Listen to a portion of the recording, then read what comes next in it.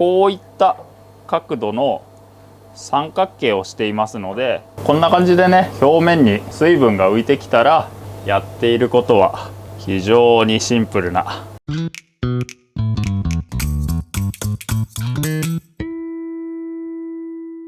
はい、サヨリのさばき方ということで、今回はねこちら、サヨリの中でも特に大きなサイズの缶抜きと呼ばれるねものをさばいていこうかと思います。サヨリをさばく際は腹開き、お腹から開くので、腹開きの方法なんかも紹介しようかと思います。サヨリなんかはね、入荷の時点で鱗が落ちている場合がほとんどなんですが、うっすらとね表面に鱗が残っていたりしますんで、まずは包丁で表面をかいて、それから頭を落としていくといった形ですね。で、頭を落としましたら、こちら、へそから包丁を入れてお腹を開いて内臓をかき出すと、内臓をかき出しましたらお腹の血合いを洗うんですが、この時のポイントとしてはこれね、このお腹に残っている黒い膜、この黒い膜を、しっかりと洗い流すということがポイントですね。見た目はね、背中も青くてお腹もキラキラ光っていて非常に綺麗なんですが、内臓を出すとお腹が真っ黒なことから見た目は綺麗だけど腹黒いなんてね、そんな表現に使われたりする魚ですかね。一度こちら内臓を洗っていこうかと思います。そうで、これね、このお腹の中血合いを洗い流す際のポイントとしては、この黒い膜、この膜もしっかりと洗い流すというのがポイントですかね。この膜はね残ると匂いが出やすいので、こちらの黒い膜も一緒に洗い流してしまうと、こういった形で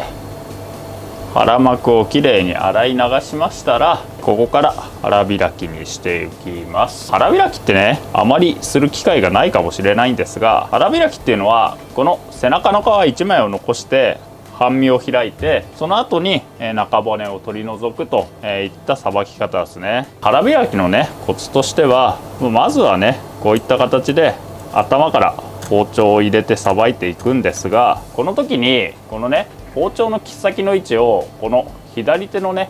人差し指で感じながら、今この位置を切ってるなというのを確かめながらこうねさばいていくというのがポイントですね。包丁の切っ先がねここの皮1枚を残してどこを切ってるかをね、こんな感じで左手の人差し指でこう今この位置を切ってるなというのを探りながら開いていくと、それほどね失敗はしないんではないかと、こんな感じで、背中の皮1枚を残して、開くといった形ですね。そうするとね、こういった形で背中の皮1枚をギリギリ残して身を開くことができますので、これがね、この左手の指の感覚をなしに開いてしまうと、切りすぎてね背中の皮を破ってしまったりだとか、包丁の入りが浅くてこのね皮ギリギリまで包丁が入らなかったりということが起きますので、左手の人差し指の感覚を頼りに自分の切っている位置を確かめながら開いていくといった形ですね。半身を開きましたら、続いてねこちらの身は骨を上にしたままこういった形で中骨を外していくと。あとね、この骨を外す際のコツを紹介しますと、サヨリの骨っていうのはこれね、この内臓が入っているこの位置までは三角形の形をしてるんですよね。こういった角度の三角形をしていますので、なのでその三角形の形を意識しながらこう包丁を入れると。で、内臓が終わるあたりから骨がね平たくなるので、骨が平たくなったら包丁を水平に動かすような、そういった意識でさばくと、比較的ねさばきやすいのかなと思いますので、その骨の形を意識しながら魚をさばくと綺麗にさばけるのかなと思いますんで、こういった形でね、尻尾までね包丁が入ればこういった形で骨が浮いてきますので、骨が浮いたらあとはねこのつながっている部分を切り離すといった形ですね。そうすることで、さよりは3枚におろすことができますよと、こんな感じでね。でさよりなんかはね、細長くて身が薄い魚ですので、上手にさばかないと食べる部分がほとんどなくなってしまうので、骨の形をね意識しながらさばくというのが一つポイントではありますかね。こちらね、渡りのガリがただいま幕開けで販売中ですんで、僕の好みがよく現れているガリですんで、よかったらご購入くださいませ。もう一匹さばきますと、こちら、骨が三角形な形をしておりますので、内臓が終わる位置まではこのね骨の三角形を意識しながらさばくと。でその際に左手の人差し指で自分が切っている位置を把握しながら切り進めていくと。なので最初のね入れる包丁の角度は多少ねこういった形で鋭角になるような感じで、包丁を入れていくと綺麗にさばけるのかなと。で、内臓が終わる位置で骨の形が平らになりますので、そうしましたらねこういった包丁の角度だったものをちょっと寝せるようなイメージで、骨に反りながら切り進めていくと、いった形ですね。半分開けましたら続いてねこの骨を外していくんですが、その際もこのね三角形の骨の形を意識して、切り進めていくと、いった形ですね。で骨が平らになりましたら包丁の角度を多少ね寝かせて骨に合わせてさばいていくと。で最後はこのねつながった部分を包丁で切り離せば腹開きの完成ですよと、いった形ですね。開いた時にこういった形で背中の皮でつながっているような状態が腹開きの理想ではありますかね。続いてねこのあばら骨と腹膜を包丁で欠いていくんですが、その際にねさよりの場合はここにね、ヒレがついてるんですよ。このヒレを骨抜きなんかでね先に抜いておくとヒレの付け根の太い骨に包丁が引っかかりませんので、まずは骨抜きでこのヒレを取り除いてしまいますと。もしね身にこのヒレの太い骨が残った場合は別途でねこういった形で骨を掴んで抜いておくと、包丁がスムーズに入りますので、先にねこのヒレの骨を抜いてしまうと。このねヒレの骨っていうのはね意外と硬くてあばらをかく際にね包丁が引っかかるので、まずはこの骨を先に処理してしまいますよと。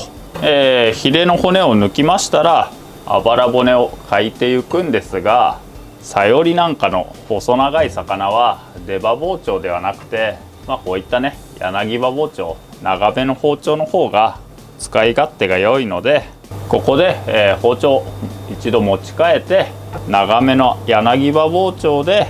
このあばら骨を欠いていくと。ちなみにねさよりってねそんなに高級魚なイメージはないかもしれませんが、冬場のねさよりでこのぐらいのね大きさの、缶抜きと呼ばれるねしっかりと厚みのある大きさのあるさよりなんかは実はね超高級魚でして、豊洲の場合ですけれどキロ単価で7000円とか8000円とか、それぐらいしてしまうような超高級魚であったりしますかね。これねサイズの小さいさよりはキロ2000円とかキロ3000円ぐらいでね出回るんですけれど、サイズが大きくなった途端にね急に値段が上がるっていう、こういったサイズのね缶抜きなんかは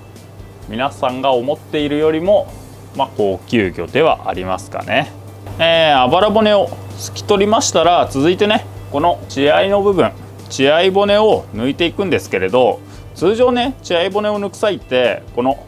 頭の方向に向かって骨をこう引っ張っていくんですけれど、さよりっていうのはね鮮度がいいと身が締まっていて、さらにねこの血合い骨が非常に細いので、この頭の方向に抜こうとしても骨が抜ける前にねブチブチ骨が切れていってしまうんですよね。でなかなか骨が抜けないので、さよりの骨を抜く際のポイントとしては骨抜きで骨を掴むんですけれど、通常は頭の方向に向くのに対してさよりの場合はこういった形でね尻尾の方向に向かって引っ張って骨を抜いていくと、これがねサヨリの血合い骨を抜くポイントの一つになりますかね。そう通常はね、魚の身は割れやすいので尾から頭の方向ねこっちの向きに骨を抜いていくんですが、サヨリの場合はね身がしっかり締まっていれば身が割れることはないので、こっちの方向逆向きの方向に骨を抜いていくといった形ですね。そうこうしないとね骨が抜けずにブチブチ切れてっちゃうんですよね。なので、こっちの向きで骨を抜いていくといった形ですね。先ほど値段の話をして大きいサヨリは高いなんて話をしたんですが、なんでそんな値段がするのかと。これねサヨリはね大きさによって味が全く変わる魚でして、小さいサヨリっていうのはね身のね食感もさほどなくてそんなにね高級魚って感じの魚ではないんですが、このサイズのサヨリになるとねまず身の食感が全然違いまして、しっかりと弾力があるのに青魚のようなね旨味があるっていう貴重な魚といいますか、なかなかねこれだけしっかり食感があって旨味のある魚も少ないので、意外とね値段通りの美味しさがある魚だったりしますかね。市場で見かけた際などはね是非一度食べていただきたい魚ではありますかね。血合い骨を抜き終わりましたら、ここでね軽く塩を振って臭みを抜いてから刺身にするといった形ですね。そうサヨリはね身は白いんですが光り物、青魚に分類されますんで若干ね魚っぽさがある魚ですので、こういった形で薄く塩を振って身の臭みを抜いてから食べると、そうすると美味しく食べられるんではないかと。身が薄い魚ですので塩はね振りすぎるとしょっぱくなってしまいますので、本当に薄く塩を振りまして、でこれ塩をする時間はね1分も経たない程度、このうっすらと塩がね水分を吸って表面が湿ってきたらすぐに氷水で洗い流すといった形ですね。こんな感じでね表面に水分が浮いてきたら、すぐに氷水で洗い流すと。その際にねこれ氷水にお酢を少しだけ加えておくと臭みを抑えることができますので、こういった形でうっすらとお酢を加えた氷水で表面の塩を洗い流すと。そうで塩を洗い流しましたら、このね表面に残った水分はペーパーでしっかりと拭き取るようにしてください。これをねそのままにしておくと魚の身がどんどん水を吸ってしまってねズブズブな身になってしまいますので、この辺はしっかりとね水分を残さないようにペーパーで拭き取ると。ここまでが仕込みといいますか、朝仕入れてね、夕方食べる場合なんかはここまでをね仕入れて、鮮度の良い段階で下処理をして、で、夕方になったらねさばいて食べるというのが良いのかなと思いますので、ここまでが仕込みといった形ですね。ここまで来ましたらあとはねもう皮を剥いて切って食べるだけと、もうここから先はね非常に簡単な作業です。皮を剥いていくんですが、これね腹開きにした場合は包丁が入っていればここにねこの皮目から指が入っていきますんで、こういった形でここの皮目から魚の身を外していくと。これねやっていることは非常に簡単でして、さばいた時にできるねここの身と皮の隙間っていうんですかね、ここからこういった形で指を入れて、身を押さえながら皮を引っ張るといった形ですね。こうするとねサヨリの皮は簡単に剥けますので、皮が剥けたらあとは切って食べるだけと。サヨリのね切り方もいろいろあるんですが、これね缶抜きってね、なんといっても持ち味はこの身の食感なので、あまりね薄く切らずにしっかりと身に厚みを残して、こういった形でね4等分ぐらいのぶつ切りにして盛り付けるのが良いのかなと思いますんで、魚の個性を生かした切り方を、自分なりにね考えて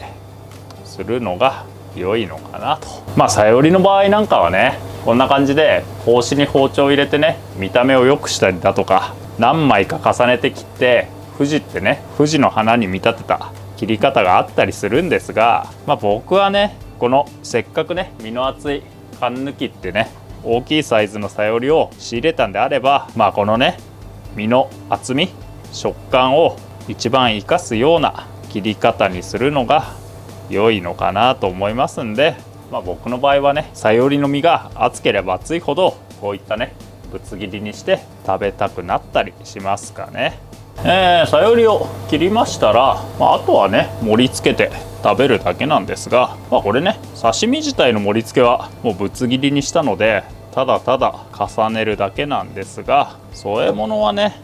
わさびを添える方もいるんですが、さよりって青魚だと思っているので、生姜が美味しいと思っているんですが、人によってはねなんかわさびを添えるなんて方もいらっしゃったりしますかね。そうでね、僕はね生姜を刺身に添える際はよく針生姜って言ってね細く切った生姜を添える場合がほとんどなんですが、缶抜きの場合はね缶抜きの食感を楽しんでいただきたいので、そういった場合なんかは針生姜ではなくてねすりおろした生姜を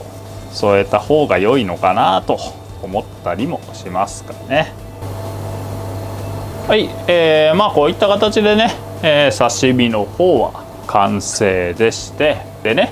皆さんね気になってたとは思うんですが、なんでね魚の皮をずっとこの画面内に置いておくのかと思ったかと思うんですが、これねさよりっていうのはね皮がしっかりしてて、この皮が結構美味しい魚なんですよね。なのでせっかくならねこの皮も仕上がっていただきたいなと思いまして、続いてねこの皮の食べ方をちらっと紹介しようかと思います。皮の食べ方なんて言ったんですけれど、このね皮の食べ方はもう非常に簡単でして、串に巻いて焼いて食べるだけと。皮を軽く広げまして串を皮目に1本刺しますと。あとはこの皮を、こういった形で皮を串に巻きつけまして、で最後ねこの皮の端をしっかりと串で留めましたら、あとはこのね串に塩を振って焼いて食べるだけと。食べ方を紹介なんて言った割にねやっていることは非常にシンプルな、ただね皮を串に巻いて焼くだけといった食べ方なんですけれど、魚を余さず食べるといった意味では、非常にねいい食べ方だと思うので、さよりね仕入れる機会がありましたら是非試してみてくださいませと。そう焼くとね、こういった形で、だいぶねうまみっぽくなるんですが、こういうね料理も僕は意外と好きだったりするので、こんな食べ方もありますよと。はい、ということで、本日はねこちら、缶抜き大きいさよりのお刺身と、あとねこの串焼き皮の食べ方を紹介いたしましたと。なかなかね大きいさよりも